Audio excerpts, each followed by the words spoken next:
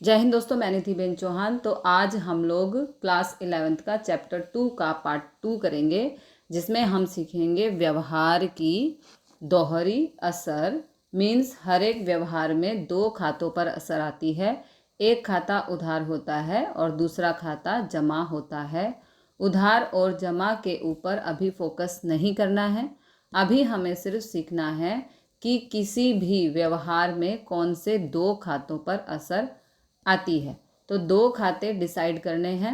इसमें थ्योरी कोई खास नहीं है, तो डायरेक्ट एक प्रैक्टिकल सम सॉल्व करते हैं। उदाहरण 3 आपकी बुक में है। स्टार्टिंग में थोड़े ट्रांजैक्शंस डिटेल में समझेंगे, उसके बाद आप खुद ट्राई करना कि क्या लिखना है।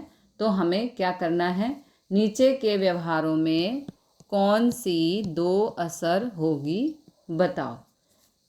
सबसे पहला है, मनोज 20,000 रोकड़ या नगद लाया और व्यवसाय शुरू किया। तो मानो कि अभी हम मनोज हैं, तो हमने 20,000 नगद लाए और बिजनेस शुरू किया। तो सबसे पहले हम बिजनेस में लाते हैं 20,000 नगद लाते हैं, तो बिजनेस में नगद आती है। अतः एक रोकड़ खाते असर आएगी और यहाँ पर हम लिखेंगे नंबर 1 में कि मनोज 20,000 नगद लाया और व्यवसाय शुरू किया। ओके, तो एक इसमें लिखेंगे व्यवसाय में नगद आती है, बिजनेस में नगद आती है, तो नगद खाते असर। ये हो गई एक खाते के ऊपर असर। दूसरी असर के लिए बिजनेस का मालिक बिजनेस में कुछ लाए, नगद लाए या माल लाए या संपत्ति लाए, तो इसे पूंजी कहते हैं। तो दूसरी असर पूंजी खाते में आएगी, यानी कि व्यवसाय का मालिक नगद देने वाला है, तो पूंजी खाते असर। ओके, ट्रांजैक्शन नंबर 2, व्यवसाय का मालिक ये है 40,000 स्टेट बैंक ऑफ इंडिया में भरकर खाता खुलवाया। हमने SBI में 40,000 रुपये भरे, इसका मतलब हमारे पास से नगद जाएगी। तो एक नगद खाते असर, व्यवसाय में से नगद जाती है, व्यवसाय में से नगद जाती है तो नगद खाते असर। और दूसरी असर आएगी, रुपए हमने भरे हैं SBI में, इसका मतलब बैंक हमारे पास से नगद ले लेती है, तो दूसरी असर बैंक खाते में होगी। ओके, बैंक लेने वाला है तो बैंक खाते असर। तीसरा ट्रांजैक्शन, मनोज ने 3,000 का माल भारती बहन के पास से खरीदा।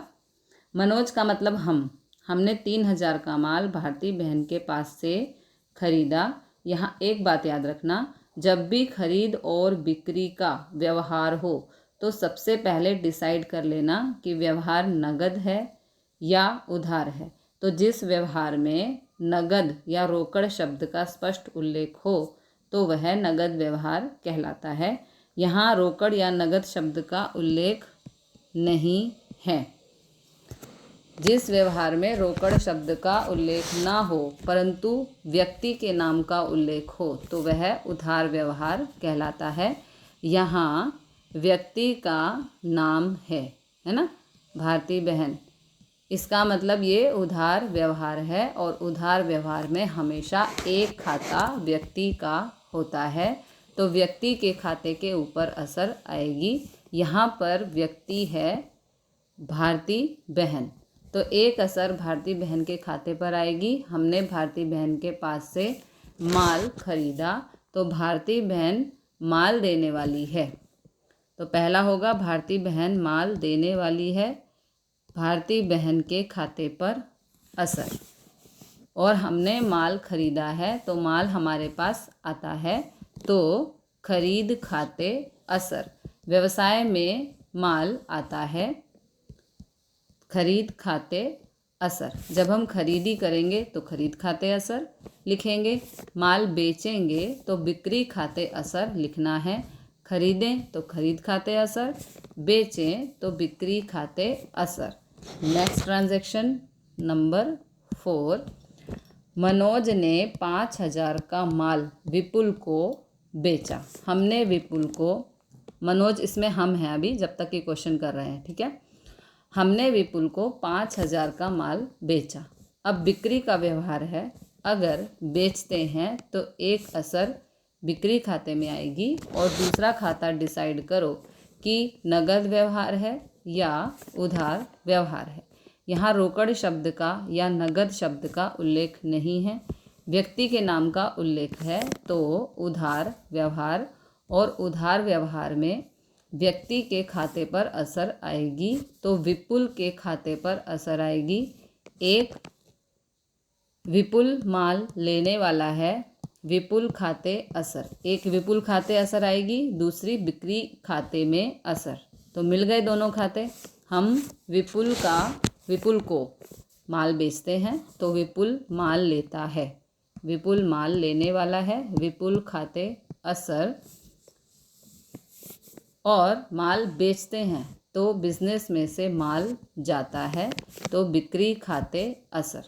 व्यवसाय में से माल जाता है, बिक्री खाते असर। ओके, नेक्स्ट ट्रांजैक्शन, 2,000 का माल नगद बेचा। यहाँ पर माल बेचा है तो एक असर बिक्री खाते में आएगी, और डिसाइड करें कि नगद है या उधार व्यवहार। स्पष्ट रूप से रोकड़ यानी कि नगद शब्द का यहाँ यूज़ किया गया है, उल्लेख है।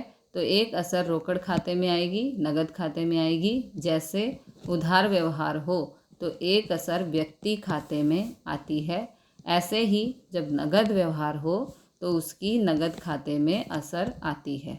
नगद से माल बेचेंगे, हमने माल बेचा है तो नगद आएगी, बिजनेस में नगद आती है। व्यवसाय में नगद आती है तो नगद खाते असर। और दूसरा, व्यवसाय में से माल जाता है तो बिक्री खाते असर। ओके, नेक्स्ट ट्रांजैक्शन नंबर 6, 15,000 का फर्नीचर मनोज ने खरीदा।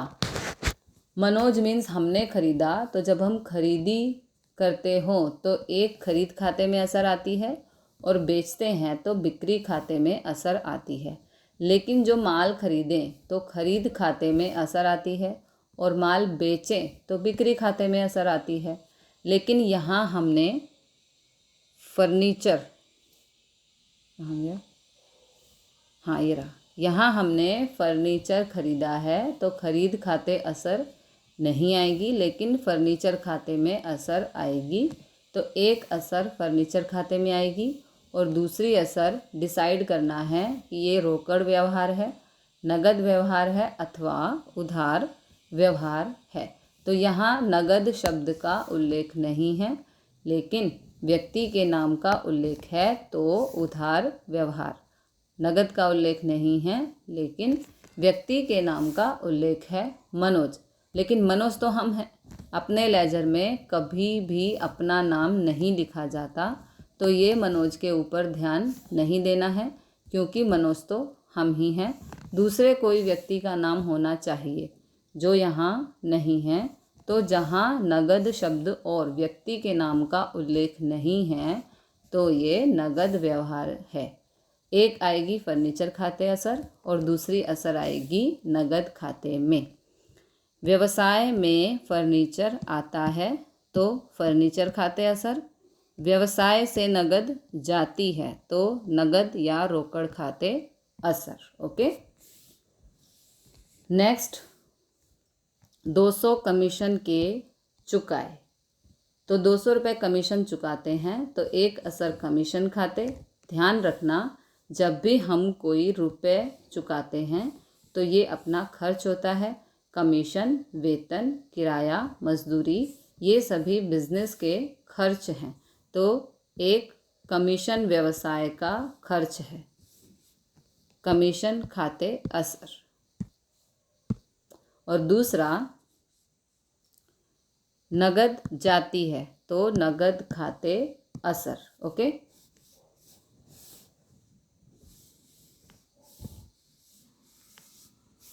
नेक्स्ट, विपुल ने 200 का माल वापस किया। विपुल ने माल वापस भेजा है, तो पहले माल बेचा होगा, तभी तो विपुल ने माल वापस भेजा है। शायद माल खराब होगा तभी उसने वापस भेजा। तो एक असर बिक्री माल वापस खाते असर। एक, व्यवसाय में बेचा हुआ माल वापस आता है तो बिक्री माल वापस खाते असर। विपुल माल वापस भेजता है, वो दूसरी असर। विपुल खाते में जब हम व्यक्ति का खाता लिखते हैं तो कारण में सिर्फ लेने वाले और देने वाला लिखो। ओके, तो दूसरा इसमें आएगा विपुल माल देने वाला है, विपुल खाते असर। ओके, नेक्स्ट, मनोज ने भारती बहन को 150 का माल वापस किया। हमने भारती बहन को माल वापस दिया, तो पहले माल खरीदा होगा, तो एक खाता आएगा खरीद परत खाता, मतलब माल वापस खाता, खरीद माल वापस खाता, और एक आता है बिक्री माल वापस खाता। बिजनेस में से कौन सा नंबर था? भारती बहन को माल वापस किया, हाँ ये 9वां ट्रांजैक्शन। व्यवसाय में से खरीदा हुआ माल वापस जाता है, तो खरीद माल वापस खाते असर। ओके, और हम माल वापस करते हैं भारती बहन को, तो दूसरा भारती बहन का नाम हम माल वापस करते हैं, तो भारती बहन माल लेने वाली है, तो 2 भारती बहन माल लेने वाली है, भारती बहन खाते असर। ओके, नेक्स्ट, भारती बहन को 2850 का चेक दिया। भारती बहन को चेक दिया है, तो एक असर आएगी भारती बहन के खाते में, और हम चेक दे रहे हैं तो भारती बहन चेक ले लेगी। एक भारती बहन चेक लेने वाली है, तो भारती बहन खाते असर। ओके, और दूसरी असर रोकड़ हम देते हैं, हम नगद देते हैं, तो नगद खाते असर आती है, लेकिन हमने नगद नहीं दिया है, चेक दिया है। जब भी चेक लिखा हो तो बैंक खाते असर आएगी।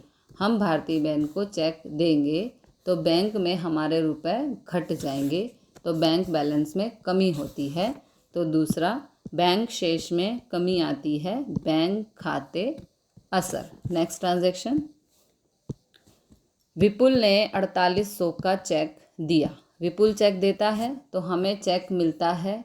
एक तो विपुल खाते असर, क्योंकि विपुल चेक देने वाला है, विपुल चेक देने वाला है, विपुल खाते असर, और चेक देता है तो बैंक खाते असर आएगी।